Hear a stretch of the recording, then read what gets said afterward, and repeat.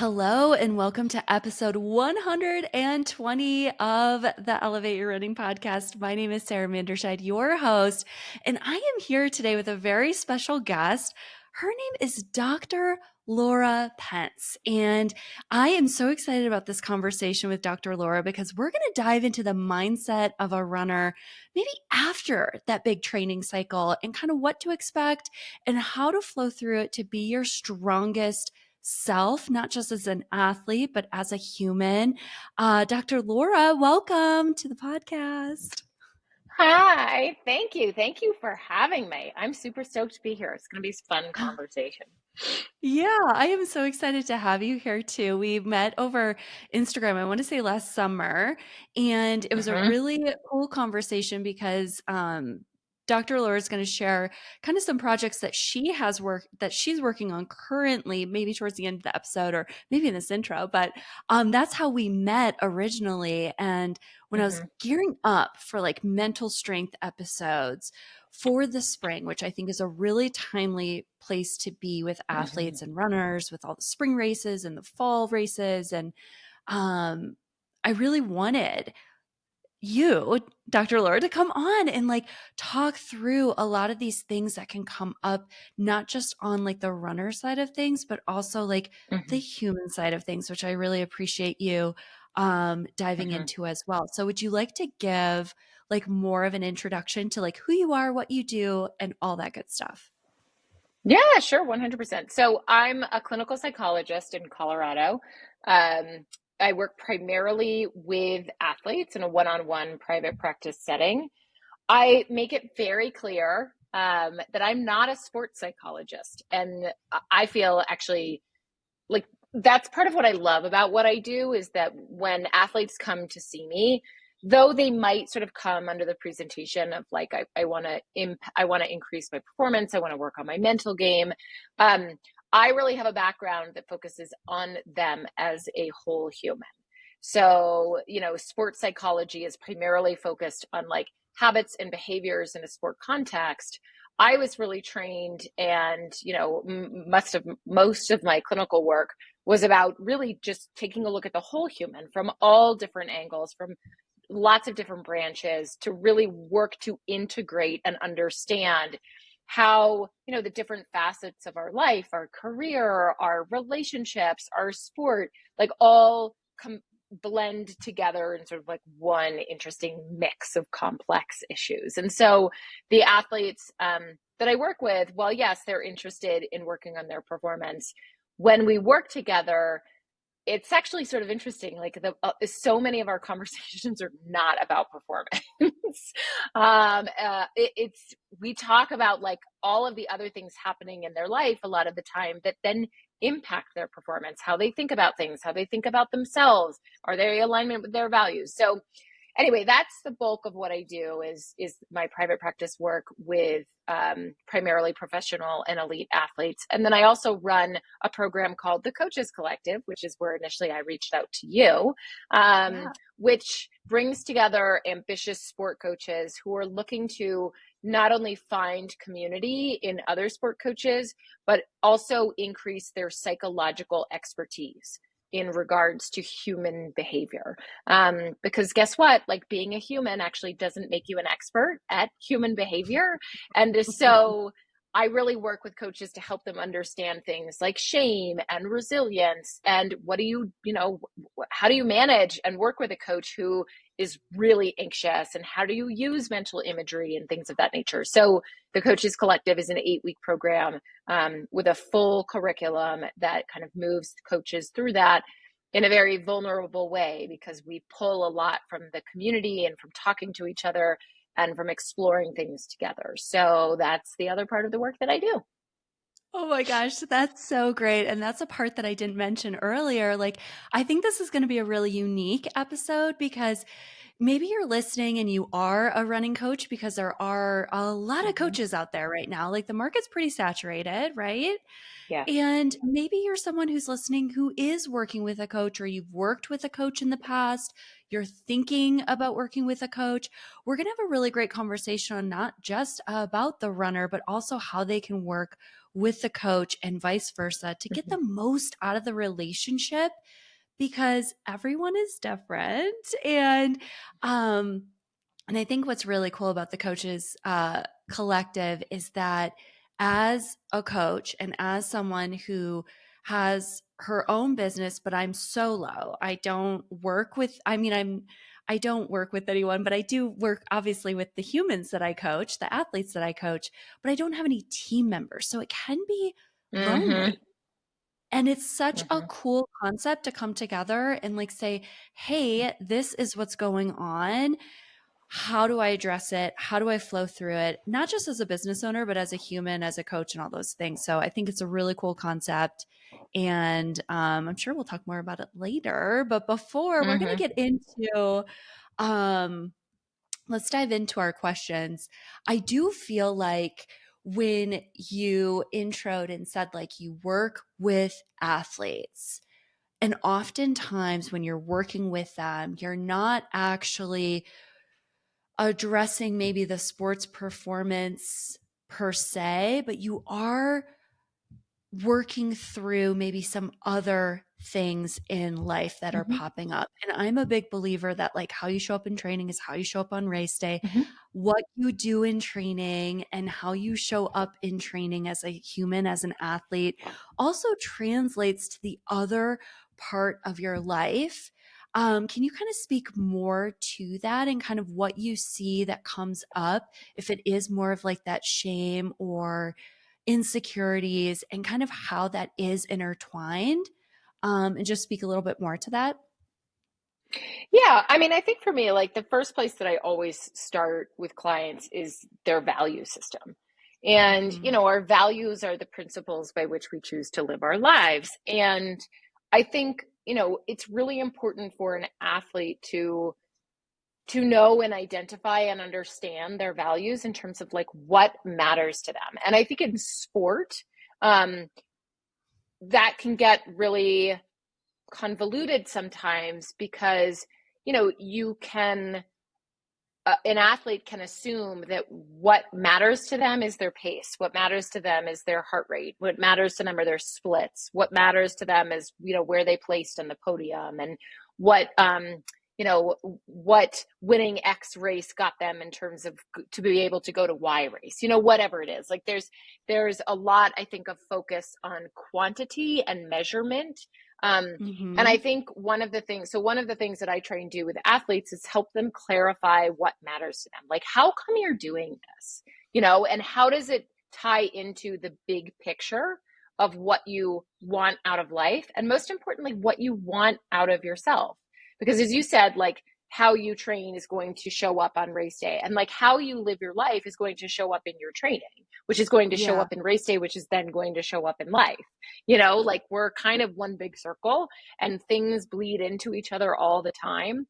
And so a lot of my work with athletes is really working to clarify, like, how can they live and operate through this set of principles, through these core values that then applies to their relationship to sport and their participation in sport. So for example, if let's say hard work is a value that an athlete identifies, right? It's like, okay, so how do you apply that to your training, um, to your racing, to those things that matter to you? But also, how are you working hard on these other elements of your life? How are you working hard to take care of yourself? How are you working hard to rest? How are you working hard to make sure that you fuel appropriately? Right? So, a lot of times, the question that I'm asking athletes is like, how are you in alignment or out of alignment with the things that matter to you? And when an athlete moves out of alignment with their values, it creates this gap because they value something over here, but they're behaving in a way that's over here. And so there's this bigger gap between them. And in that gap is where I typically find things like performance anxiety, and where I find burnout, and where I find dissatisfaction with sport, and where I find disengagement from the community. And so a lot of the initial work that I do with clients, like I said, is trying to kind of like close that gap to get those values in alignment with behaviors, and to get athletes learning and understanding more, and then being able to identify and name what it is that matters to them about what they're doing.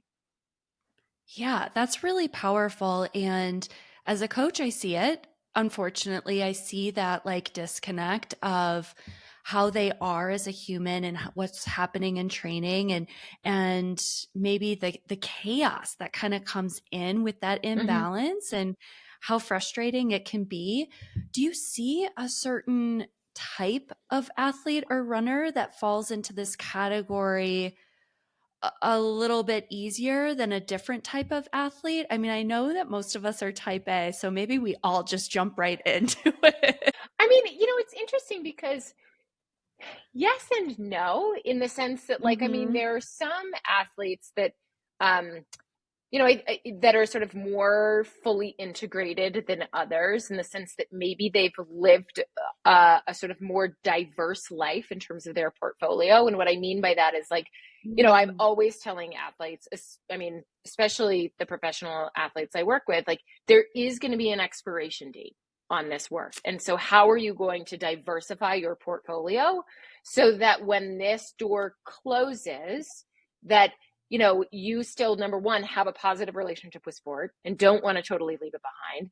And number two, like, don't experience what many professional athletes experience when they retire, which is a total identity crisis, right? So Mhm. a lot of what I think I see is, yes, like, there is maybe some athletes that have better capacity to integrate, like, all areas of their life into one big being that they know that they are. And then I suppose that where I see sometimes, like, the biggest gap, or where sometimes I see the most anxiety or the most burnout or the most dissatisfaction, is when athletes really actually try to compartmentalize, when they try to take their sport and separate it out from their life. And when they try to, I'm an athlete here, but that's not who I am at home. And they try to sort of, like, splinter off who they are. And we think that that serves us. We're like, well, compartmentalization is good, but we're actually, like, really not very good at it as humans. And Yeah. so because we're not very good at it, it actually doesn't really serve us all that well. So I think, I think if I was going to say, like, what's, where do I see that got the most, or what, is there an particular athlete that sort of falls into that category?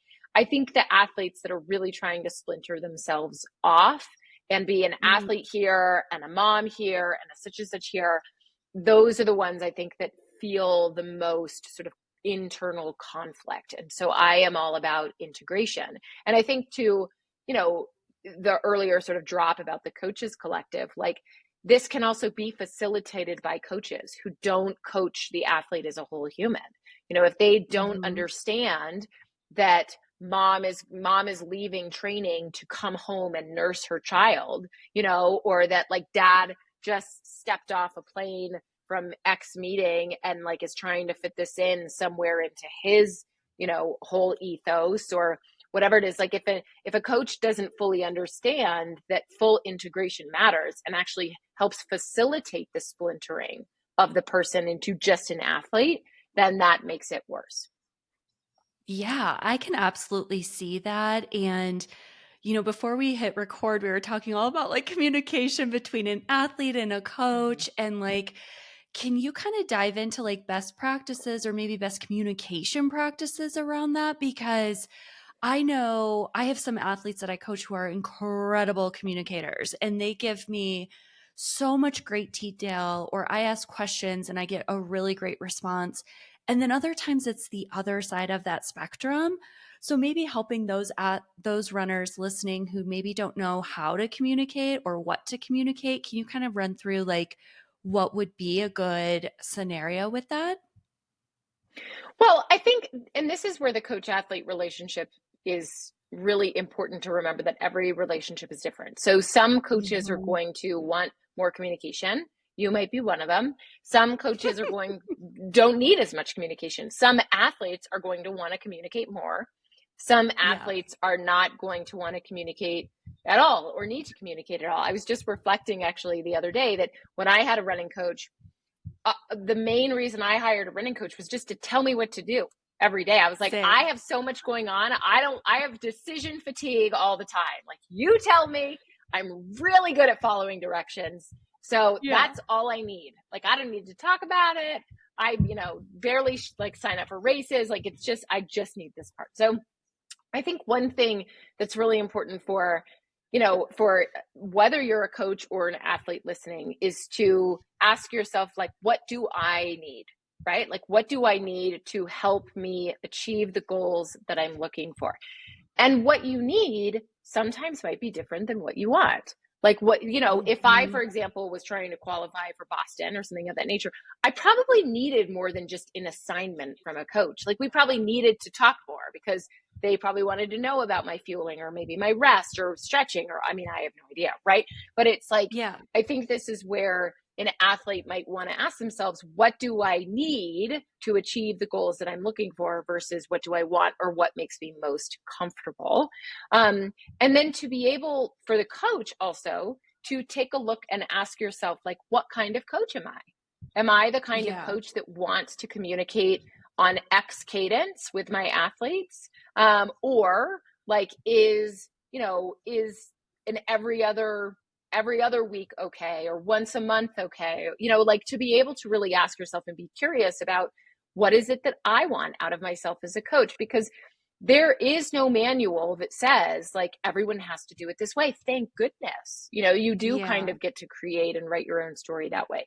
So I think that would be the first thing that I would want either a coach or athlete who's listening to do is ask, like, what do I need versus what do I want?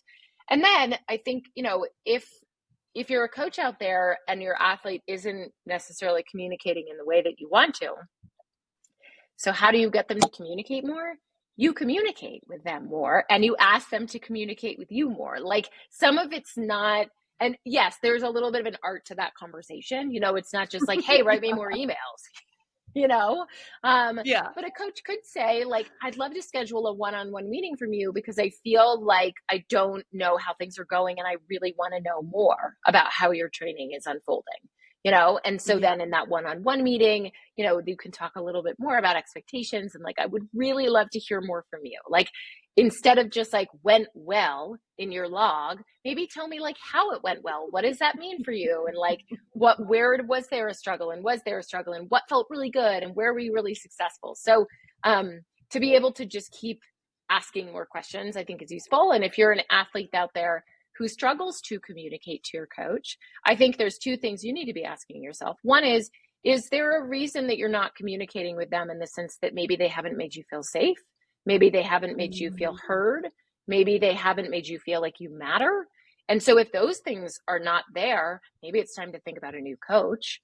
And then the other Yeah. part is like, if there's a part of you that's refraining from reaching out to your coach because maybe you don't feel like you're good enough, or don't feel like they will care, and that's more of like a self-esteem, thing, then that's a conversation to have with your coach. Like, and it's an uncomfortable and vulnerable one. But if they've created that safety for you and you're not using it, to be able to say, like, it's really hard for me to reach out because they feel like I'm a burden, to be able to say that out loud. These are where the hard Yeah. conversations in the coach athlete dyad are not always familiar ones to either coach or athlete, but are really important to facilitate the quality of the relationship. Yeah, I absolutely agree. It's like being vulnerable can be so difficult in the moment. And I've heard all of those things, by the way. I've heard them all. And yet it can be so empowering when the coach and athlete are on the same page. Like if you Yeah. can be on the same page, it's like there's nothing but gain at that point, and it's like Mm-hmm. such a fun place to be. I had to laugh because yes, I am a coach, and anyone who anyone that is part of the Elevate team knows this. I love to talk. I love to communicate. I am asking, how are you feeling? How are you doing? How are your lungs? How are your legs? How is your mind? Those are my three like bullet points all the time, like multiple times a week. I'm sure I'm annoying. It's like too much, right? But as an athlete, I show up and I'm like you, and I'm like, I just want to plan. I want to know what I'm Mm-hmm. supposed to be running, and I'm going to do it. And that's like it. And I like don't really communicate that much to my coach, which is kind of interesting. But we're not going to dive into me today. We're going to keep going through. But I think, Maybe Sarah, that'll you be bring a up such a You bring up such a good point, and it's funny because we literally just went Yeah. over this lesson in the Coaches Collective. But I'll Oh, give a little yeah. free material here today to your listeners, Cool. which is like we we talk about goodness of fit in the Coaches Collective, and like, how, because in any relationship, like the attributes of one person are going to fit or not fit best with the style of another person, right? And so the Mhm. attributes of an athlete, for example, may fit well or may not fit as well with the coaching style of the coach. And so I think, in this case, it's like this is where you can, both as a coach and as an athlete, be a little bit self-evaluatory in the sense of like, what is it that I like most in the athletes that I'm working with? Like, I really like athletes who communicate, right? Versus like Yeah. athletes that don't communicate may not be like my best athlete to work with, right? And then as an athlete, also being able to name like, here are my attributes, and are you willing to work with those? Like when you're an athlete, I think that's a really powerful thing for you to know about yourself. Like when you're interviewing coaches or sort of looking for a prospective coach, like being able to say like, I'm looking for a coach that wants to communicate with me.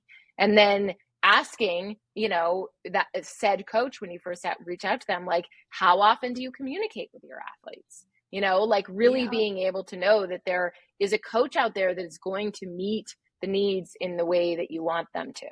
And waiting until you find that right coach, or trying a few, and then if it's not working, going to the next coach. Like that coach athlete fit is really important. And sometimes you don't always get that. Sometimes you can't always Hmm. choose. I mean, if you're a high school coach or a college coach, like you can't Yeah. always choose. But then it's about communicating. It's about saying like, Sarah, I know that you need a lot of communication from me. I'm also somebody that doesn't really thrive off of communication. So we have to figure out how we're going to make this work, so being Yeah. able to have that conversation too. Yeah, absolutely. And I think it does serve some athletes really well, right? Like I'm one of them, and that's great. And I do, what's interesting is that I do offer like different coaching packages, and one is based on just email communication, like once a week versus multiple times throughout the week in our digital training app. So it kind of gives a variety, but I find like the connection makes it so much easier to coach an athlete, if that makes sense. Mm-hmm. um yeah. And we just wrapped up one heck of an April. We had a huge month of racing, hopefully some weeks of recovery in there. And it's not quite time yet to train for that fall race. So I'd really love to kind of dig into the runner, the human, and talk about that in between time. Maybe you just came off of a 12, 16, 20-week training cycle. Maybe you just ran your big A goal race, which is so Mm-hmm. exciting. And maybe you have something really exciting planned for the fall, but you're not quite training for that race yet. When you're talking with and working with elites and runners, what are some common feelings that kind of come up in that experience after they train, after that person trains for a long time on that one Mm-hmm. singular goal, Mm-hmm. or after racing their big race of the season? What kind of feelings come up? I'm sure it's a bunch of different things. Yeah, I mean, it's a big pot of chili with lots of different spices. But I would say Yeah. that like there are a few commonalities that I noticed. The first is, and this is probably going to weave into another question that you might ask, which is that there is, for many athletes, a substantial dip in mood, in terms of like, especially after a big race, feeling a Mhm. little lost, feeling flat, or even sort of more depressed, um, feeling some disconnection, feeling some Mhm. disengagement, lower motivation, um, tired, and also sometimes that like, why am I doing this? Like I did all this work and then I did this thing, but like, why do I keep doing it? Like, do I want to do this again? Like what, so just in a lot of ways, like a bit of a gray cloud. I mean, you and I were talking today. It's a cloudy day today. It's kind of like the mood outside. And so, I mean, there are a few things that I think athletes, that there are a few reasons for that. One is true biology. I mean, in the sense, and true brain chemistry, in the sense that, like, 16, 14, 12 weeks leading up to a big A race, which probably, let's be honest, is way longer than that 12, 14, 16, because a lot of athletes will name Yeah. an A race way before those big training blocks, right? Oh, So wow. you spend a lot of mental energy and alongside physical energy and brain attention on this one thing, and your brain starts to fire in all of the wonderful ways that we love brains firing, that give us those feel good fuzzies and feelings, along with, when your volume and training goes up, like, your brain is getting more of that stimulation, more of those feel good chemicals. And then it stops, and you have a big race, and then maybe you take the next week off, or maybe two, or you take the next week off, but then the week after that is like super low key, just a little bit of time on feet. And so your brain is like itching. It's like, wait, what happened? Where did all this feel good stuff go? Um, so that's real chemistry at work. I mean, there are parts of that like we don't have control of necessarily. And so I think there's a bit of that dopamine depletion, a bit of kind of that element that's at play. I think for some other people, there is also like a bit of loss of social connection that they can feel. Maybe they've been training Mm-hmm. with a buddy, maybe they've been running with a running group.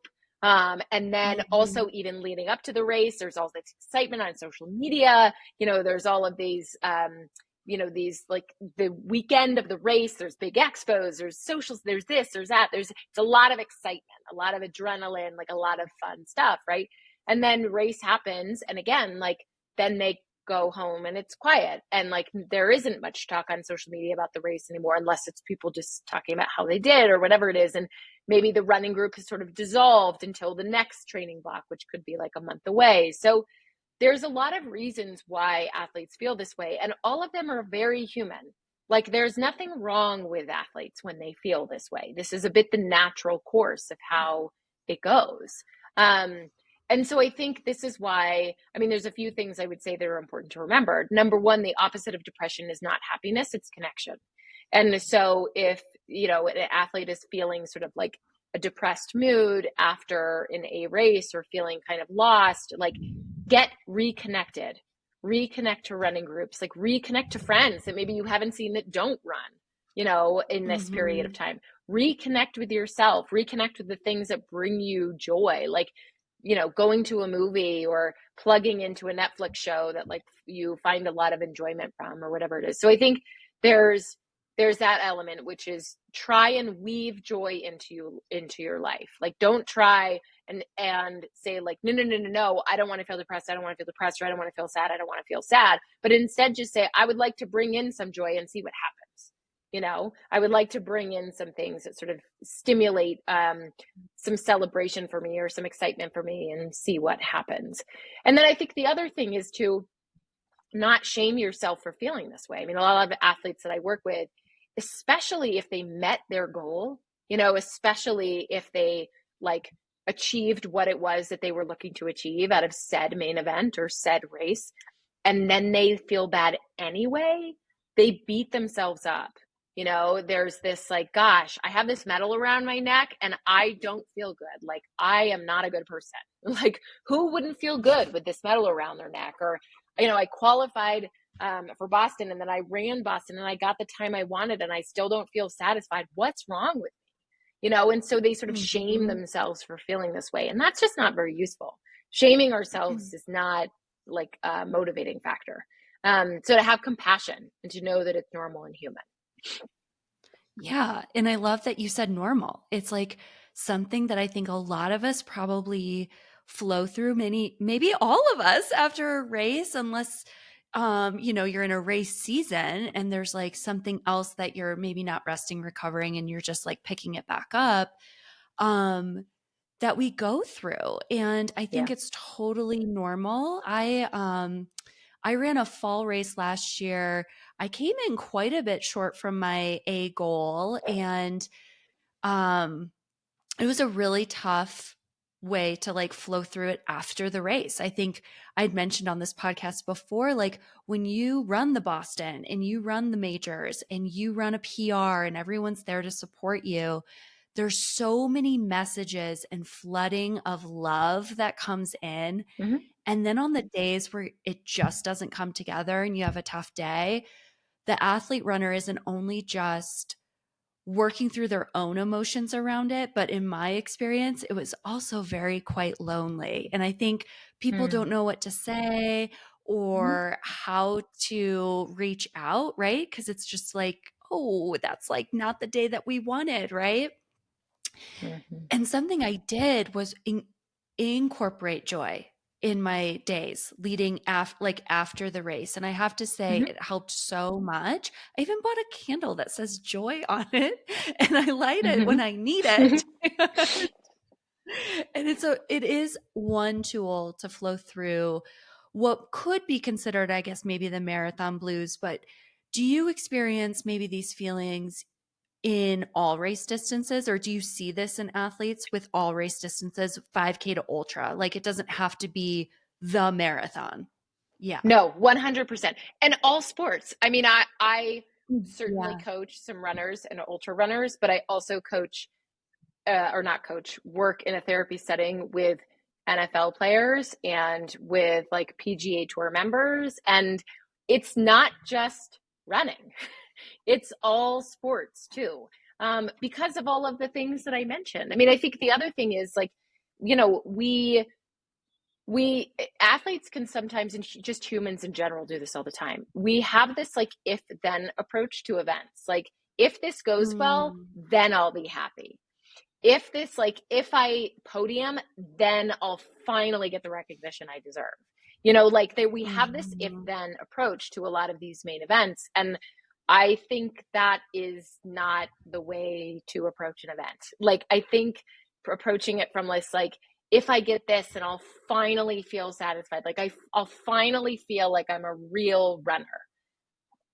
You got to be able to feel like a real Yeah. runner when you're in your closet coming out of the shower. Like you know, these events are not going to give you like this, you know, this mark of finality or validation that you're looking for. You have to find that elsewhere. And so I think a lot of athletes can relate to that and experience that. And I think that sort of ties into some of these blues. But yeah, I mean, I see it in all distances. And I mean, even sprints, you know, like I work with track and field Yeah. athletes who, you know, run the 400, the 800, and it's that too, you know, so it's not the distance. Wild. It's the brain chemistry, it's the socialization, it's the meaning that we attribute to these events. And sometimes, quite Mhm. frankly, it's just how much they matter to us. Like they matter a lot. Yeah. And then they're done. And then we have to grieve it, you know? So I Yeah. think it's all of those. Yeah. And what do you suggest for an athlete who goes through a training cycle? Let's say they crush their race and it's like that race, that pivotal race. Like maybe it's running Boston or running New York because those are both pretty heavy time qualifying races, or it's reaching their 6 stars or running that sub 3 or that sub 330. And they kind of look around afterwards and they're like, what's next? How can I enjoy running? What's kind of your recommendation for that athlete? To go back to values, to go back to like Mhm. their own values, because and ask themselves like, okay, if let's say for example, discipline matters to me and adventure matters to me and community matters to me and you know, pick another one, laughter matters to me, Mhm. how can I name something or what can I do next that is in alignment with these values and what do I want for myself? So to be able to go back to what matters and align yourself with that, because what you know, what you don't want to do, but we see it all the time, is just chasing achievement, you know? And we see this Mhm. outside of the running world too. It's like, even in my profession, it's like, okay, I'm going to scoop up this certification and now I'm going to be an expert in this and now I'm going to be certified in this and now I'm going to grab this. You know, it's like we keep consuming rather than creating. And so I think, one of the things that I work with my athletes on and would encourage any athlete that's on this, listening to this podcast is after one of those, events or sort of milestone markers where it feels like you achieved what you wanted, you know, instead of just asking the question, what's next for me? Like, ask the question, what do I want to do that aligns with my values the most? And then go through that Yeah. exercise of being able to do that. It's a much more meaningful, it's a much more in-depth, thought out process, and also a much more meaningful one for athletes. Yeah, and I think it's okay too going through that process and realizing that it might look different than how it's looked before. And it probably has Yeah. to look a little bit different if the goal is something totally different and going into it more focused on those values. Yeah. Yeah. So over 100%. Yeah. Overtraining can be a big thing or burnout in a training cycle. What are some common like symptoms, red flags, or signals that we should be looking out for in training burnout? And this is both as like what we as a runner and we as a coach should be looking for, whether it's maybe at the beginning, middle, or after a training cycle. I mean, I feel like I'm going to say the most obvious answer, but guess what? It's the truth from my perspective. So I'm going to say it. Yeah. Fatigue. Like you're tired. Yeah. You're tired all the time. Mentally tired Mhm. of thinking about it and physically tired of doing it.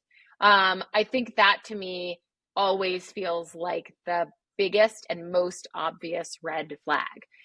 Because, and I always say this with athletes and sort of use this idea, like, when they say, like, I'm just so tired. Like, I'm so tired of training. I'm Yeah. so tired of thinking about it. Like, I just am exhausted. And I will say, and then they might say, like, why? Like, how come I feel this way? I'll just say, like, maybe the simplest answer is the answer because you are, because you're tired of this Yeah. for a bit. Like, you just need a bit of a break. I think what gets in the way for athletes is this fear of falling behind. Like, well, I might be Mhm. tired mentally and physically, but if I take a break, whether that's literally like a rest day or a week off, I'm going to fall behind. Like, I'm going to lose fitness, or I'm not going to be keeping up with the Strava profiles of my competitors. Or, there's sort of this Yeah. idea that, like, I'm going to fall behind in fitness. And I think, listen, and here's, I mean, this is the truth. I am not a sport coach. And I did not get my PhD in physiology. I got it in psychology. But what I do know is that there is a lot of strength and power that we can find in separating, and so Mhm.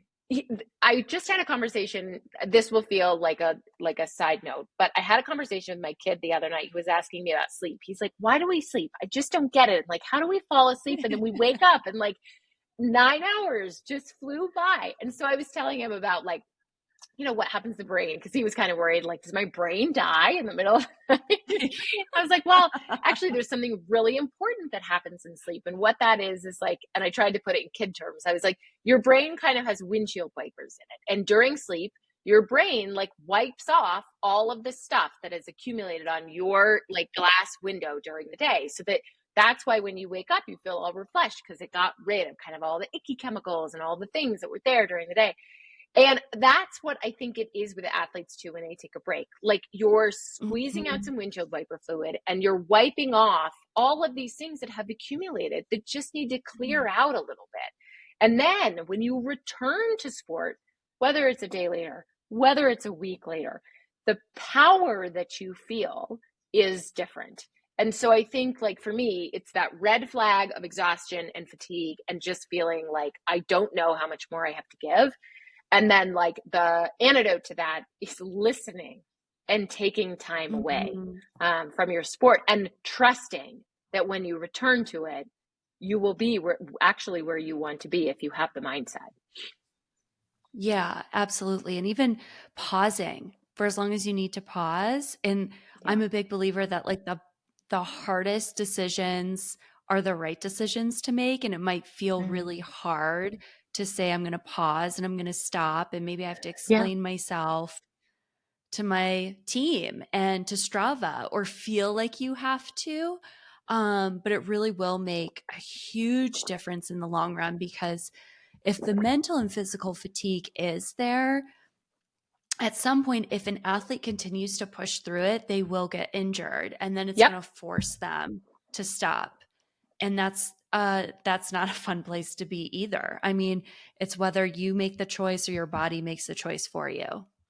No, 100% Sarah. And I love that you said that, because I also think that, there are a lot of athletes who will sort of claim like, that my body can keep pushing as I can, like, it's, they sort of hold up this idea like I've never been one to get injured. Like I'll keep pushing and like it won't break. Right. But I think the important thing Yeah. to remember though is that like, but the mind does. The mind does break. And by the way, the body breaks too. But the body can break because the mind is broken. And what I mean by that is because if your mind is overloaded and your mind is in a place of burnout, you lose focus and attention, period. Like that's just the truth, Mm-hmm. right? Like tasks that might take us 1 second to do when we're refreshed, now they take us 10 seconds to do when we're refreshed. But also, like actually, when you think about the importance of sport and the importance of focus, attention, and concentration, like for example, climbing, bouldering, for example, like physically, if I may not be exhausted, but if my mind is just burnt out from continuing to like, read the wall, check the beta, like do the holds, and then I lose my focus, I could fall in a way, and that's what causes an injury. It's like the mind broke first and then the physical. Sometimes it's what you were Mm-hmm. saying, like the physical could break because you just push it too hard. But I think athletes forget that there is another way that your body can break, and that is through the mind breaking first, and then it leading to a bad fall, or it leading to you not paying attention on the trail, or it leading to that one day where you're like, you know what, I'm not going to stretch today. Like it just doesn't matter, right? Because you're tired, Yeah. and then your body breaks down on the Yeah. trail or whatever it is. So I think that's the other thing to really remember as an athlete, is that it's not just the resilience of your body that that can break in the course of burnout. It is also your mind that then can trickle down into your body. Do you typically see the mind burn out faster than the body in a lot of ways, Mm. or not necessarily? Oh, that is such a great question. I think it depends on the athlete. I mean, I think in Yeah. many of the athletes that I work with, because they're elite and professional, one of the attributes that they have, which becomes a strength and also a weakness, is that they Mm-hmm. overlook sensations in their body, and they kind of have to, Mm-hmm. in some ways. They It's like, do. like, okay, like I'm not sure about that, but I'm going to keep going until I'm totally sure about that, And so, Mm-hmm. and a lot of times they're right. Like they're not sure about it and it wasn't a big deal. You know what I mean? I mean, if, for example, like some of the ultra runners that I work with, if every time they listened to their body on a run, they'd never finish. Right, right, Or even right. marathon runners. I mean, even marathon. Yeah, And I've yeah. done a marathon. Like if I listen to my body the whole way, I'm pretty sure Yeah. like mile 5, I would have been like, yeah, I'm out. I'll see you later. Um, so I think it a little bit Yeah. depends on the athlete. I would say that like with maybe the more everyday athletes that have shown up in my practice for one reason or another, like the mind sometimes or the body is sometimes the first to show the displays. But it's a great question, and I think with some of the professional and elites, I mean also the setting that I'm in, we're in a mind setting, like I'm not Mhm. asking them about their body as much as I'm asking them about their mind, although I certainly Yeah. do ask about their body. But I would say that for some of the professional elite athletes that I work with, the mind can sometimes be the first signal, because they've learned to keep Mhm. pushing their body. Yeah. Yeah. Hmm. That's interesting. And I think that's great to know too. If you are struggling with that, maybe that mental fatigue or that focus in training, to maybe take a step back and evaluate how you're feeling, how you're Yeah. showing up to the rest of training. Does it make you happy? Are you excited? And it's not going to be like that every day, because training Yeah. is not linear and there's going to be tough days. We all have tough days. But if you're seeing it start to snowball and be day after day after day, then that's, a huge red flag too, that something needs to change, Yeah. whether that's a 100%. day off yeah, a week off or something more. Perfectionism runs so deep in this sport, right? Like we are mostly type A, I think athletes in general, right? And we're all trying to do our best. How does an athlete balance their perfectionism, their training, and their life? Because as a coach, I see and hear athletes talk about needing to hit pace, and they say it with Mhm. such urgency and conviction, and like it's something they absolutely need to do. And how can there be a better balance with those types of athletes? Or maybe we all fall in that category at some place, sometime. Because it can be a dangerous place to be. Yeah, I think balance is never the goal. Like because Yeah. balance actually like from like there well a few things. Number one, I don't know that balance totally exists in life, and I don't know that it Fair, should. fair.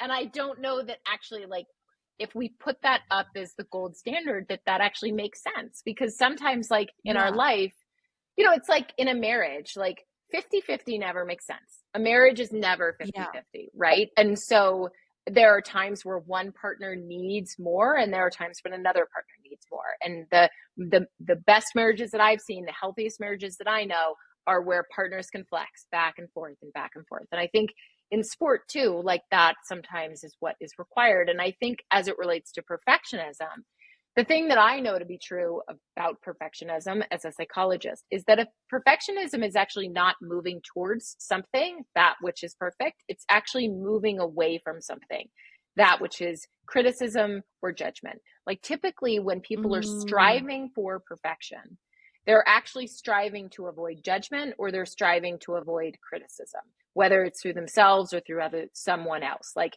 if I'm perfect mm-hmm. enough, then no one can say anything about me. Like if I show up and I'm Yeah. perfect, then there can be no criticism. If I'm the perfect one on the team, nobody can judge me.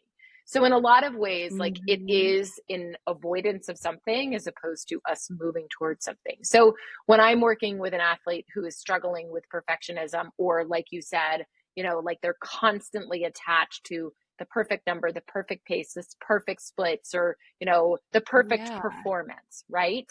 For me, Yeah. it's about like unpacking what is it they're really trying to avoid and getting them to name it and then getting them to understand. And what about that feels so scary to you? Like if your coach judged you, right, for not hitting your Mm-hmm. splits or whatever, like what about that feels so scary for you? And then they might say, like, well, then they would like fire me or I wouldn't be their athlete. Like, really? They wouldn't? Like, say more about that. I hope You know what I not. mean? Yeah, exactly. Yeah. So I think, for me, like working with perfectionism, a lot of it is like peeling back the onion of what is this really about? What are you trying to fend off? Mm, And then as it relates to balance, I think, there is healthy striving, and that is like, I am two thumbs up for that. Like, and healthy striving for excellence and extraordinary, which I also think is amazing. Like, if you want to be the best in your sport, yeah, go crush it. Be the best in your sport. But also be really clear on how come. Like, what about that matters to you? And that kind of goes back to values. And also is like, is the if you think being the best is therefore you're the most perfect at your sport, what are you trying to avoid there? Like, are you trying to avoid the criticism that you might get if you're not the best in your sport? Are you trying to avoid the judgment? So those are a lot of the layers that I try and peel back when it comes to perfection. yeah, that's really interesting and something to just think about. Mm-hmm. Mm-hmm. Think about with yourself how you show up when that feeling is there, unpacking, unlayering, peeling back the onion, right? Totally. And seeing what shows up. And it's so interesting because I immediately thought of like the why of running. And I think a lot of it can be such a powerful question as a coach. It's something I want to know before I'm working with a new athlete. Like, what is your why? Mm-hmm. And love the answers that come with it. And I always think, but we got to unpack that. Like, what's underneath Totally. all of that? Like, it Mm-hmm. can be the running community, it can be connection, but when it is like something that is more result based, what is underneath that? And I'm guilty of that too. definitely have big goals, want to do big things, and definitely kind of flirt back and forth with wanting to be perfect or wanting to have a great workout, and then being okay with what it actually is. Hmm. Um, so I think that's, that's part of being human, right? Well, Are it's there any 100%. Yeah, yeah.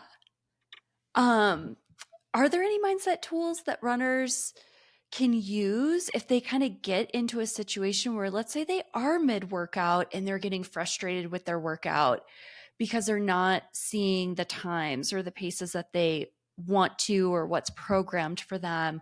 Or yeah, it's a workout, it's a long run, it's a race. Are there anything is there anything that they can do in the moment to kind of like self-soothe and like tell themselves tell themselves it's okay?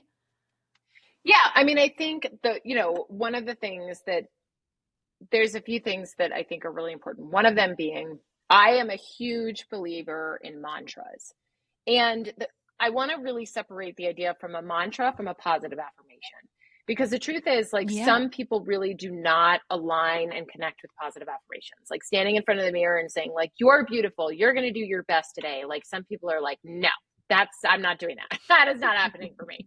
But what I can say while I'm on a run and I start to feel like, oh my gosh, this just is not going the way that I want, I can just say the word power or power through, like, what, whatever it is. So like, to Mhm. me, a mantra is a moment of dialogue in your head that allows you to keep going, versus what some would identify as like a positive affirmation, which is one in which to like help you build confidence and self-esteem.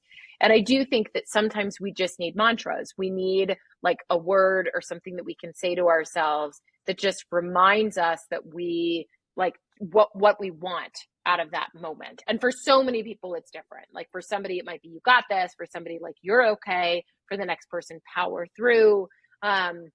So a mantra is something, and it sounds so simple. And I know that probably, listeners have heard that like 1,000 times and might be even rolling their eyes right now and saying, like, I mean, come on. But we know it works. I mean, It that's the works. thing. Yeah. So if you're It like, does work. okay, how science driven is that? Actually, kind of science driven. Like, there are studies that have been done that, like, if Mhm. people repeat things in their head, that they're used Yep. to repeating, that it can be helpful in those situations. So I think a mantra is a big one. I mean, I think sometimes, depending on where the athlete is, they don't always have like the energy and resources to unpack things like values, like to ask themselves, like, Yeah. how do am I running with my values intact right now? Like, sometimes there just isn't the energy reserves to do that. But I also think that that can be like a good question to have, is like, what value are you in right now? Oh, you're in adventure, then go have an adventure. Like, keep going, right? I think Mhm. the other thing is to remember and to separate out like the difference between outcome and process, and that so Yes. many times, like, an athlete, at least from my perspective, like, will only think of something as a net positive if it was the outcome that they expected. And I think that we have to pull away from that, and we have to understand that sometimes actually our most unpredictable moments, the moments actually that felt the worst or that even on paper were the worst, can teach us the best lessons to actually allow us to achieve the end outcome that we want. So I think to remember that, like, there is value in this. You may not know what that value is right now if you're 30 seconds behind on your splits or your pace, but you might know it Yeah. in 3 days. And so to remember that, to trust the unpredictability of the process of being an athlete. I mean, this is why sport in my mind is so powerful and wonderful, and I love working in this arena, no pun intended. Is Sport is so vulnerable. It is so vulnerable. Like, you Yeah. can wake up and today can be your long run day, and you can look at the past few days of your training and be like, today's going to be that day. Like, today's going to be my best long run day. And then you go out and mile 4.5, you're like, this is awful. And I hate it. And I don't want to do it anymore, or mile 14.5 or 24.5 Yeah. or whatever it is.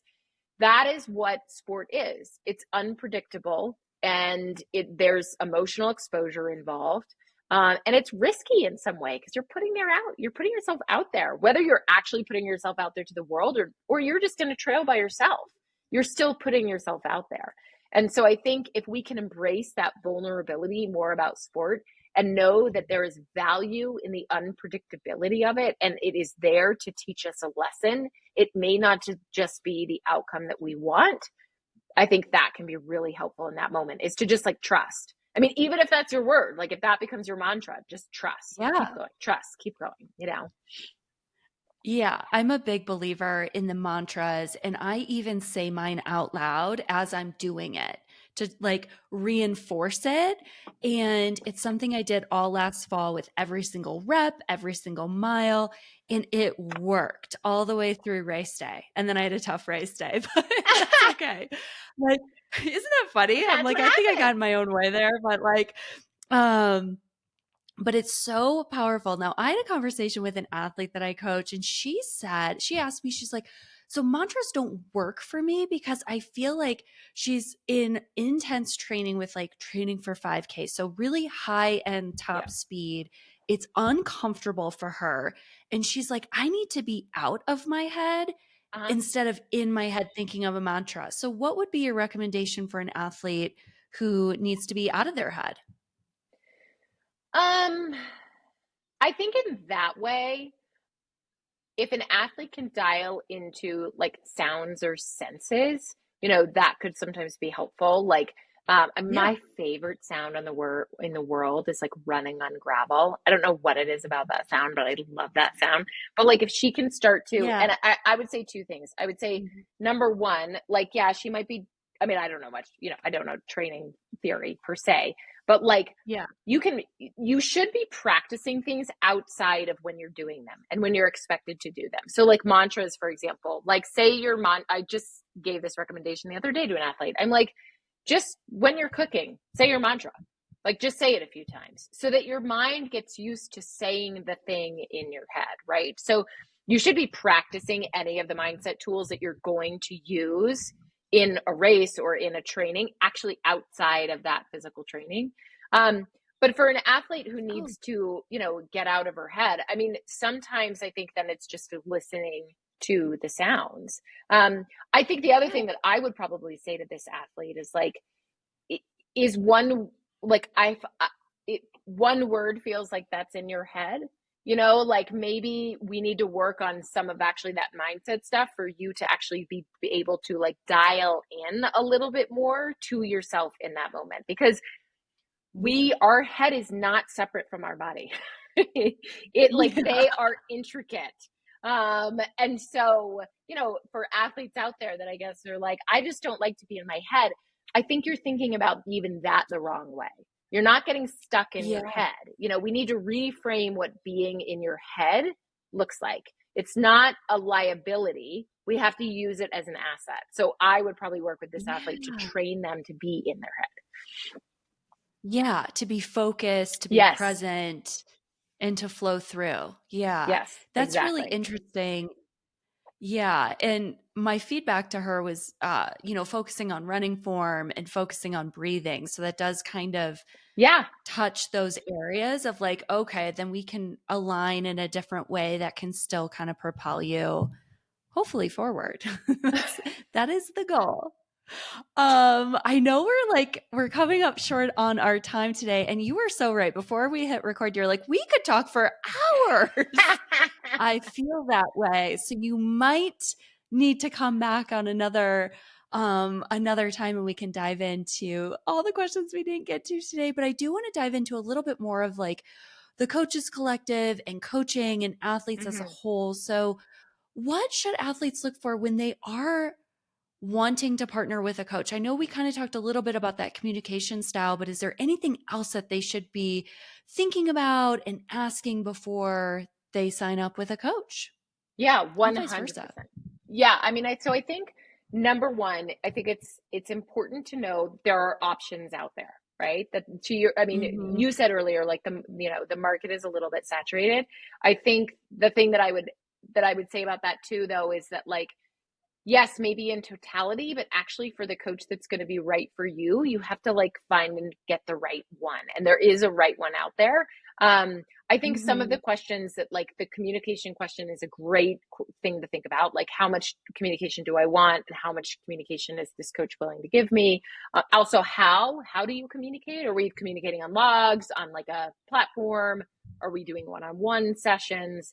Um, I mean, I think, obviously because I run the Coaches Collective, I truly believe that coaches are in a position to give you more than just information. They're there to help create the Mhm. conditions for true transformation. And so if you are interviewing a coach or looking on their website or whatever it is, and you get the sense that this coach may only be interested in just like giving you a training plan, period, and like that's all I mean, listen, you could find that online, so Mhm. maybe Oh, then think yeah. about like, what else do I want from this person? Like, do I want some empathy? Do I want some compassion? Do I want some humor and laughter? What other attributes of a coach would I be interested in looking for? I think those are some helpful things for an athlete to know. I also think, experience in coaching, the thing that you want, and this isn't to say that, for example, an ultra running coach couldn't coach someone who wants to, do well in a 5K. That's not to say that. But I do think to like really make sure that the coach that you're working with has the experience and the expertise to help you achieve the goals that you want. And you always have the right to ask, like, could you put me in touch with one of your athletes so I can, ask Yeah. them about their experience with you? I mean, this is, it's like we do this for other things. We ask our friends, like, well, who's your gynecologist and what do you like about your dentist? And like, do it with your Yeah. coach. Like, it's an investment. This is a relationship, and it's a really powerful relationship. So you want to find the one that feels like a good fit for you. And if you've started working with a coach and like on paper and in a first sort of meeting, it felt like, man, this is going to be great. And 3 months in, it is not working for you, make a shift, like give yourself Absolutely. permission to change. I think you also have to remember that piece of things, that like you have to drive the car a little bit in this way and get your needs met. So to really try and tune into that. Yeah, that's super powerful because, like I mentioned earlier, when the coach and athlete can be on the same page, it's an incredible experience. And I've only Yeah, seen huge gains made in a very short amount of time. And that's not to, promote the outcome goal per se, because a lot of process goals can be created in that totally. time too, to create a really strong runner and athlete. So I love that so much. Is there anything else that you'd like to share about um any of the questions asked today, the episode, or the coaches collective, or anything like that? Oh, I mean, I could share so many things about so much, I but know. no, I mean, I think, we're this summer, another cohort for the Coaches Collective will begin. I mean, one of the things that probably your audience, um, it would be helpful for them to know is that in each Coaches Collective cohort, there's a limit of people. I take a max of 15. I interview each people. Like, this is what feels so different to me about the collective versus like a public Facebook group, is that everybody's vetted and interviewed. And so I know they're there for the right reasons. And I know that there's like a particular energy that each individual coach is bringing to their cohort. So it's very carefully curated. By me in a way that I think helps serve the cohort themselves. And so, when we start the curriculum, the 8-week program, we meet every Monday for a lesson, and then we meet every Thursday to collaborate and explore and talk about what we learned on Monday. And that piece is so powerful because you're among other coaches who are interested in elevating themselves, interested in leveling up, interested in cultivating their craft, and interested in treating and coaching the athlete as a whole human. And Mhm. you're all doing it together in a very safe format. Um, and I think that that's a really powerful part of the coaches collective that does not exist elsewhere. And I mean, I Yeah. think that's the feedback actually that I've gotten the most from coaches, which is so exciting for me, which is that like I didn't even know that a place like this could exist where I could allow myself to be vulnerable, allow myself to learn from other coaches in a really intimate setting, and to also walk away feeling so much more confident about who I am as a coach, how I coach, and what I can offer and the value that I bring to my athletes. So I think all of those are really exciting to me. And we start in the summer. I go through like a round of interviews and then sort of select and curate the people for the cohort. And I like love doing it. I'm so excited about it. I'm truly passionate about it. And I'm so thrilled that the feedback that I've gotten has matched my expectations for what I want the group to be.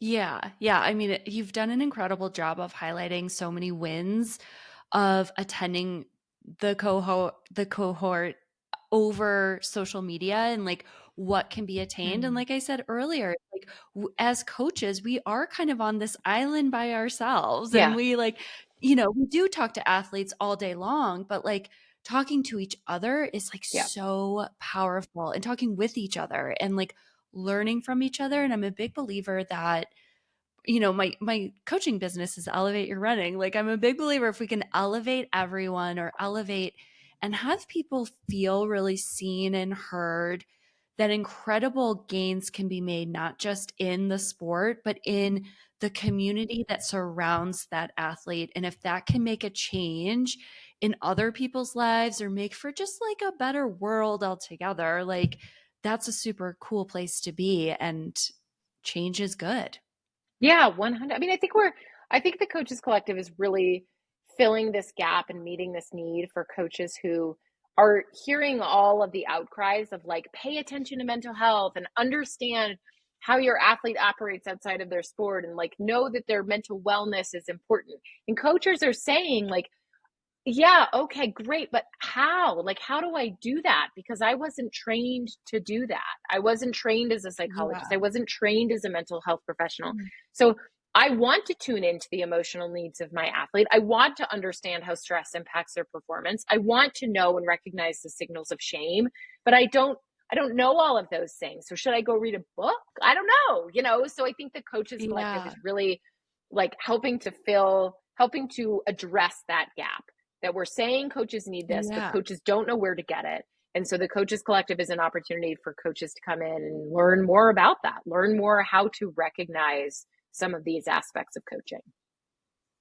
Yeah. That is so powerful, and it can only lead to beautiful things. I'm excited for you and the next cohort. And if our audience, if our coaches want to find you, to reach out or follow you on social media, where can they get all that goodness? Well, I'm a real person that like does real work. So you can email me. That's This is a always fact, everyone. That's how we that's always like, she answers email. the best way to actually reach me, you can head over to my website. There's like a contact form, but my email is also Lara at drlarapence.com. And then I'm on social media. I'm on Instagram at Dr. Lara Pence. There's lots of great information about the Coaches Collective there, also on my website, also about my private practice. So yeah, I mean, if you have questions, send me an email, reach out, send me a message on Instagram. Like I'm a real person that responds to real things. So yeah, I'd love to hear from you. That's so great, and also so refreshing. Thank you so much for your time today. It was so great to chat with you, and we have like so much more to cover. So maybe you'll be back another time. Who knows? Awesome. Thank you, Sarah. I so appreciate you. Thank you. I appreciate you. Bye, everyone. Bye.